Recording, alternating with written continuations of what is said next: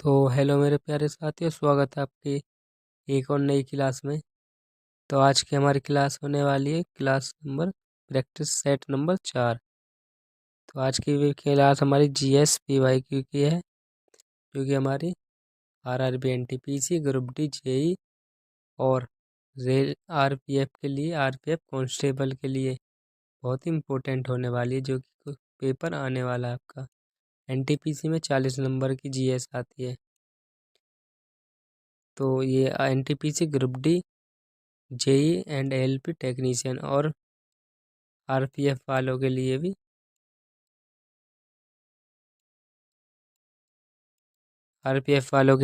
ये class important होने वाली है। तो चलिए स्टार्ट करते हैं हम अपनी क्लास को। पहला क्वेश्चन, पत्थर की बनी नृत्य करते हुए पुरुष की मूर्ति नटराज किस स्थान पर पाई गई है या किस स्थान पर पाई गई थी? ये है आपका हड़प्पा में। कहाँ पर? हड़प्पा में। पत्थर की बनी नृत्य करती हुई पुरुष की मूर्ति नटराज किस स्थान पर पाई गई थी? तो ये थी आपके हड़प्पा पर। ये क्वेश्चन आपका आरआरबी एनटीपीसी 13 जनवरी 2021 को पूछा गया था।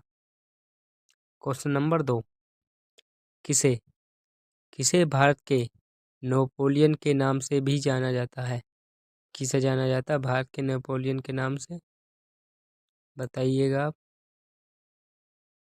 तो आप बताएंगे समुद्रगुप्ता को, समुद्रगुप्त को। ये क्वेश्चन आपका आरआरबी एनटीपीसी 13 जनवरी 2021 को पूछा हुआ था। क्या क्वेश्चन था कि किसे भारत के नेपोलियन के नाम से जाना जाता है? तो यह था आपका समुद्रगुप्त। चलिए क्वेश्चन नंबर 3। क्वेश्चन नंबर 3 में क्या है कि किसे अपने साम्राज्य को संगठित एवं मजबूत बनाने के लिए सिंधु घाटी से लेकर बंगाल में स्थित सोनार घाटी तक शाही यानी कि रॉयल सड़क का निर्माण कराया था, जिसका नाम ब्रिटिश काल के दौरान बदलकर जीटी रोड कर दिया गया था। कहाँ पर था? किसने बनाया? शेर खां सूरी ने। किसने? शेर खां सूरी ने। ये क्वेश्चन आपका आरआरबी एनटीपीसी 13 जनवरी 2021 को पूछा गया था। ये क्वेश्चन नंबर 4। क्वेश्चन नंबर 4 में 1798 में कौन से गवर्नर जनरल गवर्नर जनरल बना और कलकत्ता में अपने लिए एक विशाल महल गवर्नमेंट हाउस का निर्माण कराया? किसने कराया था?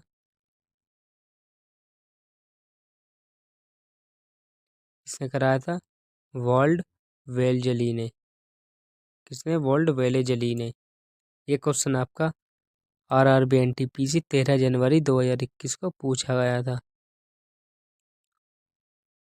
आरआरबी एनटीपीसी 13 जनवरी 2021 में। Question number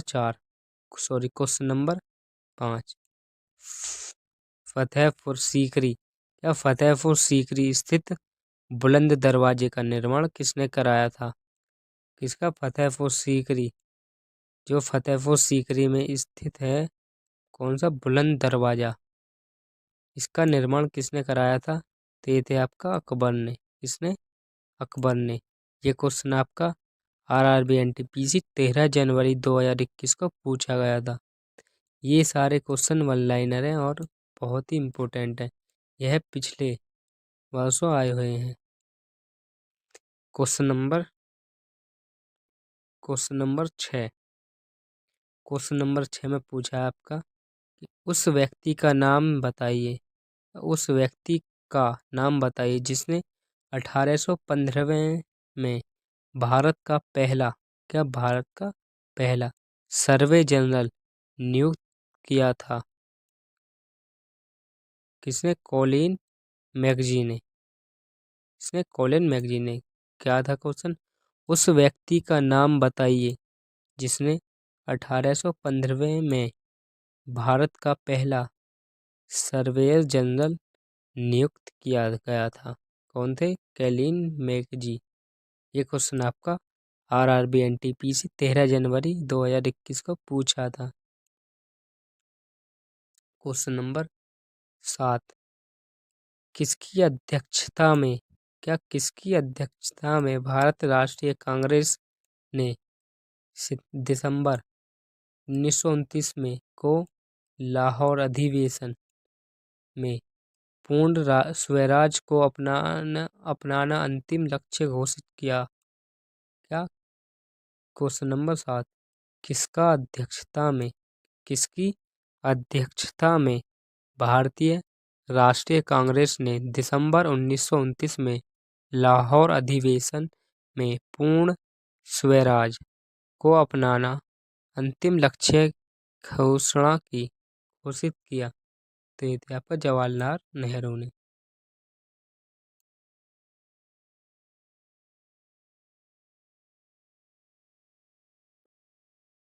Jawaharlal Nehru. शायद इसमें कोई डाउट है।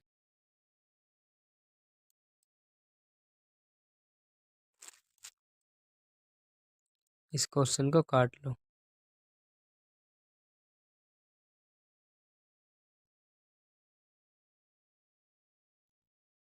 Question number 8, Swaraj party. Swaraj party की स्थापना किस वर्ष की गई थी? ये थी आपके 1923 में। कौन सी पार्टी की? स्वराज पार्टी की स्थापना। स्वराज पार्टी की स्थापना किस वर्ष की गई थी? तो ये थे आपको 1923 में। कब? 1923 में। ये क्वेश्चन आपका आरआरबी एनटीपीसी 13 जनवरी 1921 में पूछा गया था। चलिए next question, question number 9, Ashok महल अशोक महान से संबंधित थे। अशोक महान किससे संबंधित थे? ये थे आपके मौर्य वंश से। किससे? मौर्य वंश से। ये क्वेश्चन आपका आरआरबी एनटीपीसी 17 फरवरी 2021 को पूछा गया था। क्वेश्चन नंबर 10, फ्रॉटियर गांधी के नाम से किसे बुलाया जाता था? किसके नाम से? फ्रॉटियर गांधी के नाम से किसे बुलाया जाता था? ये था खान अब्दुल गफ्फार खां को। किसको? खान अब्दुल गफ्फार खां को। ये क्वेश्चन आपका आरआरबी एनटीपीसी 16 अप्रैल 2016 में पूछा गया था। कि मैंने बहुत पुराने क्वेश्चन भी छाँट छाँट के निकाले हैं। तो ये क्लास आपके लिए बहुत ज़्यादा इम्पोर्टेंट होने वाली है। आप इसे रोज़ लिया करें क्लास को। क्वेश्चन नंबर 11, अब हमारे यहाँ से ज्योग्राफी के क्वेश्चन स्टार्ट हो जाते हैं। हमने पहले हिस्ट्री के क्वेश्चन के दिए थे, यहाँ से हमारे ज्योग्राफी के क्वेश्चन स्टार्ट हो जाएंगे। तो पहला क्वेश्चन है आपका, गंगा नदी पर स्थित गंगा नदी पर स्थित राज्य जलमार्ग संख्या 1 इलाहाबाद को कैसे जोड़ता है? इलाहाबाद को कैसे जोड़ता है? कौन सा? गंगा नदी पर स्थित राज्य जलमार्ग संख्या 1 इलाहाबाद को कैसे जोड़ता है? तो यह है आपका हल्दिया। कौन है? हल्दिया जोड़ता है। यह है आपका क्वेश्चन आरआरबी एनटीपीसी सीबीटी 2 13 जनवरी 2022 में पूछा गया था। क्वेश्चन नंबर 12 में आपसे पूछा गया है, माउंट फ्यूजी जो कि जापान की सबसे ऊंची चोटी है, इस प्रकार का की है, क्या है? ये कौन सी चोटी? ये है ज्वालामुखी चोटी। क्वेश्चन क्या था आपका? माउंट फ्यूजी को किस जापान की सबसे ऊंची चोटी है? आपकी ज्वालामुखी चोटी। ये क्वेश्चन आपका आरआरबी एनटीपीसी सीबीटी 2 में ही पूछा गया था। ये भी आपका 13 जनवरी को ही। चलिए question number 12, question number 13। Question number 13, Bharat की 2011 की जनगणना के अनुसार भारत का सर्वाधिक जनसंख्या वाला राज्य कौन सा है? क्या भारत की 2011 की जनगणना के अनुसार भारत का सर्वाधिक जनसंख्या वाला राज्य कौन सा है? तो यह है आपका उत्तर प्रदेश। कौन सा? उत्तर प्रदेश। ये क्वेश्चन आपका RRB NTPC CBT 2 13 जनवरी 2022 को पूछा हुआ क्वेश्चन। क्या पूछा था? 2011 की जनगणना के अनुसार भारत का सर्वाधिक जनसंख्या वाला राज्य कौन सा है? तो यही था आपका उत्तर प्रदेश। क्वेश्चन नंबर 14, उस विशाल एकल भूखंड का नाम बताएं जिसका विभाजन से विश्व के वर्तमान महाद्वीपों का निर्माण हुआ है। क्या उस विशाल एकल भूखंड का नाम बताएं जिसके विभाजन से विश्व के वर्तमान महाद्वीपों का निर्माण हुआ? देखा आपके पीजिया। कौन? पीजिया। ये क्वेश्चन आपका RRB NTPC CBT 2 13 जनवरी 2022 को पूछा गया था। Question number 15। क्वेश्चन नंबर 15 में आपसे पूछा गया था कि सुनामी का विनाशकारी रूप जिसे भूकंप, समुद्री लहरें भी कहा जाता है, सामान्य कारण उत्पन्न होती हैं। किसके कारण उत्पन्न होती हैं? वाले भूकंप। क्या? 7.5 की तीव्रता। सुनामी का विनाशकारी रूप जिसके भूकंप, समुद्री लहरें भी उत्पन्न करता है, सामान्यतः कारण उत्पन्न होती है 7.5 तीव्रता वाले भूकंप से। ये क्वेश्चन आपका RRB NTPC CBT 2 13 जनवरी 2022 को पूछा गया था। Question number 16। क्वेश्चन नंबर 16 में आपसे पूछा गया है कि भारत में 2011 की जनगणना के अनुसार किस राज्य का जनसंख्या घनत्व सर्वाधिक था? अब भारत में 2011 की जनगणना के अनुसार किस राज्य का जनसंख्या घनत्व सबसे अधिक था? ये था आपका बिहार का। ये क्वेश्चन आपका RRB NTPC CBT 2 13 जनवरी 2022 को पूछा गया था। कब? 13 जून CBT 2 में। Question number 17। क्वेश्चन नंबर 17 में आपसे पूछा गया कि मध्य प्रदेश में होने वाली कर्तन हृदयहन कृषि slash band and burn agriculture को में भी जाना जाता है के रूप में। बताइए किसके रूप में भी जाना जाता है? जो मध्य प्रदेश में होने वाली कर्तन दहन कृषि को में भी जाना जाता है, किसके रूप में जाना जाता है? तो ये आपका बेवर। किसके? बेवर। ये क्वेश्चन आपका RRB NTPC CBT 2 13 जून 2022 को पूछा गया था। 2022 के क्वेश्चन। अब 1-2 क्लास के बाद हम ग्रुप डी के क्वेश्चन लाया करेंगे। एक अंतर्देशीय नदी बंदरगाह है जो गंगा ब्रह्मपुत्र बेसिन के विशाल परिक्षेत्र में सेवाएं मुहैया कराता है। यह है आपका कोलकाता। कब? कोलकाता।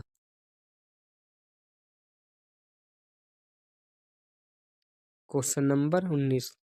क्वेश्चन नंबर 19 में है आपका कि 2011 की जनगणना के अनुसार भारत की सर्वाधिक जनसंख्या किस क्षेत्र में नियोजित थी? तो यह था आपका प्राथमिक। क्या? Question number 19। 2011 की जनगणना के अनुसार भारत की सर्वाधिक जनसंख्या क्षेत्र जनसंख्या किस क्षेत्र में नियोजित थी? ये था कि प्राथमिक या प्राथमिक। ये क्वेश्चन आपका RRB NTPC CBT 2 13 जून 2022 को पूछा गया था। क्वेश्चन नंबर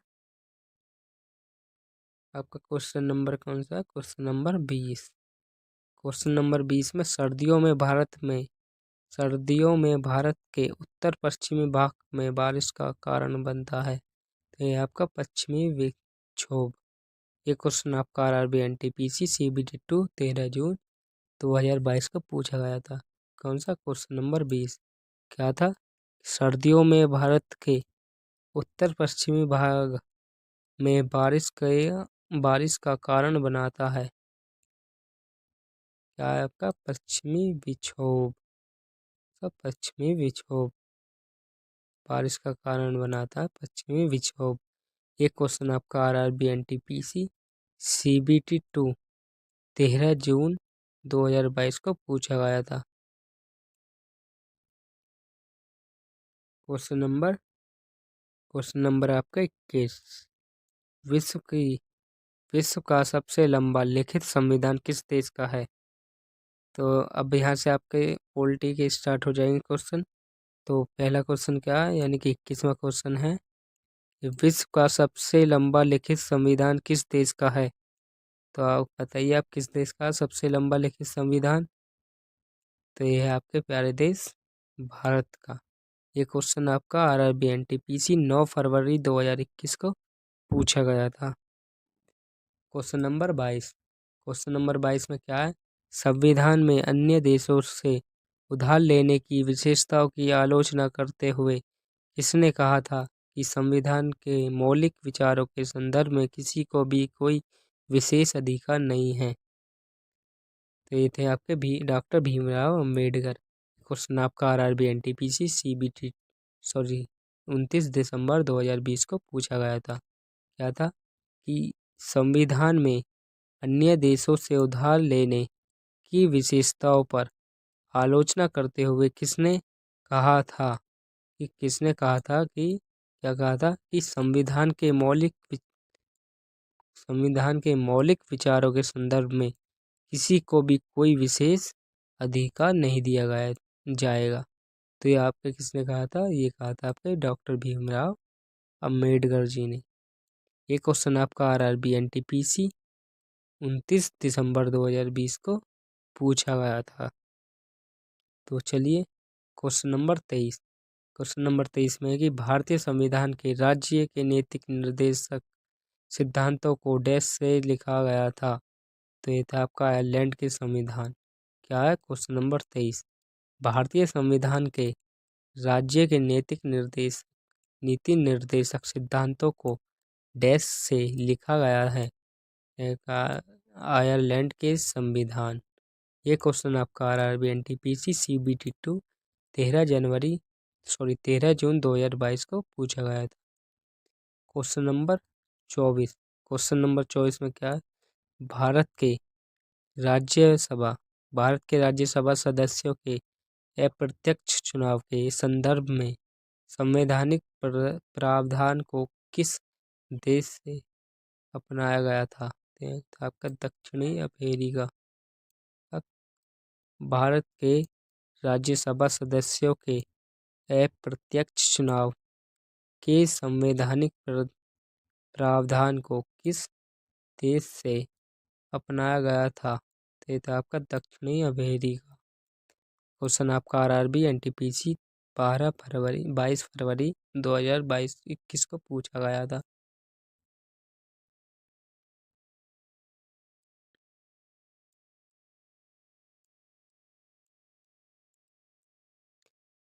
तो आज की क्लास में हमारे 24 क्वेश्चन हैं। तो हमारे चैनल को सब्सक्राइब एंड बेल आइकन को प्रेस, और वीडियो अच्छी लगे तो वीडियो को लाइक ज़रूर करें, और हमारी कल की क्लास से भी जुड़ना ना भूलें। आपको डेली ही इसी प्रकार से रोज़ PY को 1 लाइनर प्रैक्टिस सेट मिलते रहेंगे, जब तक कि आपका NTPC ग्रुप D के पेपर नहीं हो जाते। तो जो हमारे अब की बार में भी आए हुए हैं टेक एलपी का जो और टेक्नीशियन का पेपर होगा उसके भी क्वेश्चन हम जल्दी लाएंगे। ये जो क्वेश्चन है ये आरपीएफ के लिए भी मोस्ट इम्पोर्टेंट है, इन्हें आरपीएफ वाले ज़रूर देंगे। तो आज की वीडियो में बस यहीं तक।